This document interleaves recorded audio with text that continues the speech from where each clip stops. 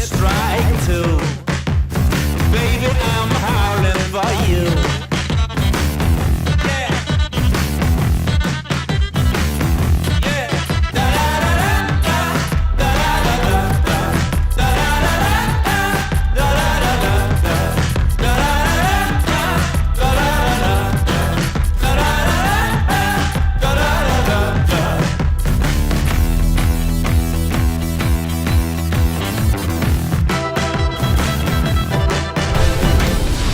Welcome to 2K Sports. I'm glad to have you with us for NBA basketball.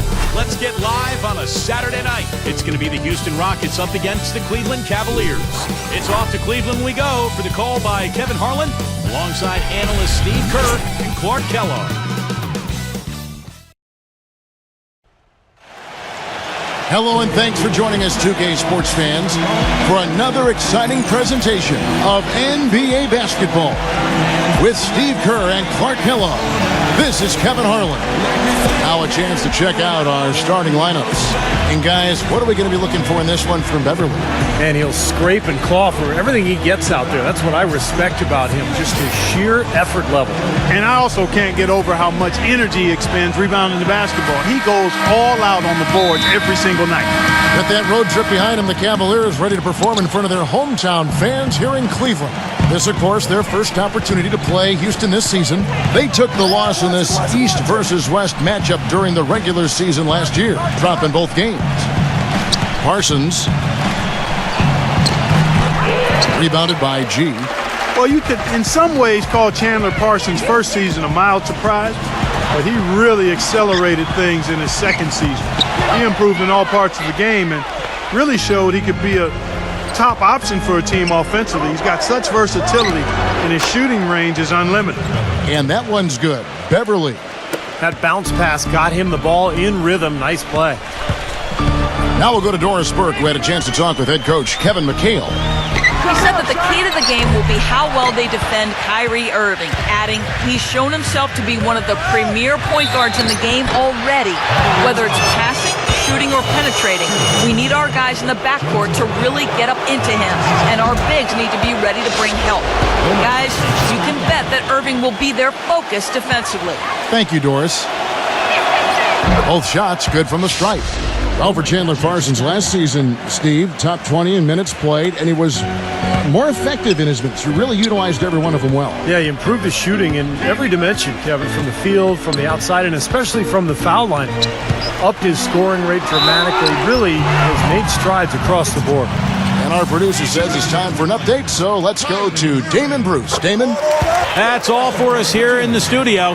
Now let's get back to Kevin Harlan and the gang. Kev, take it away. All right, Damon, great report. We'll catch up with you again with more scores at halftime. You know, there's still so many question marks surrounding a lot of these teams, so some of these early season games can be very revealing. Houston found their way back into the playoffs last season, but really it wasn't because they were a tough team on the road. They only had 16 wins away from Houston last season. First 1:30 gone here in the first quarter. Howard with the steal. Harden outside. Thompson with the block. Waiters with the ball. Coming in off a 21-point game his last outing. Harden outside. Here in the first quarter with about 2 minutes gone by. Another miss by Harden. And Clark, as you were talking about, the Rockets weren't nearly as troublesome to teams last year when they found themselves in the away locker room. Mostly, Steve, it came down to their offense not having quite as much punch. Well, most teams don't score as much on the road as they do at home, but for the Rockets, 5 points differential between home and away, it's pretty dramatic. And I think that was one of the reasons why we saw them struggle when they left Houston and tried to get a win. And so it's Houston with it after Dion Waiters' three-pointer that didn't go. Another miss by Harden. For the Cleveland Cavaliers, they come in off the loss to the Boston Celtics. And Kevin, they would have had to be sensational defensively to compensate for their lack of offense in that game. Yeah, and you know what, Steve? I don't think they're built to play those kind of low-scoring, grinded-out games. They weren't that time, at least. Irving kicks to G. Throw down. Oh, man, that was unreal. Mark it up. Just floating to the rim on that slam. Boy, when he gets up and stays up. Boy, smooth and graceful. How about the hang time? That's impressive. For Houston, they've gone just 2 of 7 so far. A little bit of a slow start for them. Here's Beverly. Laid in with a nice touch off the glass. Beverly's got his second basket of the night. I'll tell you what, the defenders didn't even get a sniff of him on that move to the hoop. Kicks to G. Dishes it to Waiters. Some nice passing by Cleveland here. Irving misses. Houston leading by 4. And Beverly kicks to Harden. Hands it from downtown. Harden's got 5 points so far. You can't leave him alone, especially from long range. Well, you know, prior to last season, there were several teams that considered trading for James Harden. There was a question, though, over how much they were prepared to give up, and some question if he could be the first option on the team. That question's been answered. Waiters, and they come right back with their own three-pointer. Waiters got himself on the board with 3 there. Now, here is Harden. He's got 5. He feeds it to Beverly. Tries from 10. Another shot. And Harden. And the nice bucket inside. 7 points in the game. You know, that putback's about as easy as it's going to get. You have to put a body on someone down there. Well, no box out. That's the result you get right there. In the season before last, Harden won 6th Man of the Year. But, guys, do you think that because Harden came off the bench in Oklahoma City, that some underestimated his talent? Well, I don't think anybody underestimated his talent. I think it was pretty apparent what he could do. But, you know, scouts have watched him ever since his Arizona State days. You could see he had star potential, and now he's getting the opportunity in Houston to fulfill that. Houston, a whole new 5 on the floor. 1:32 left here in the opening quarter. Howard, the pass to Parsons. Back to Howard. Verajao on him.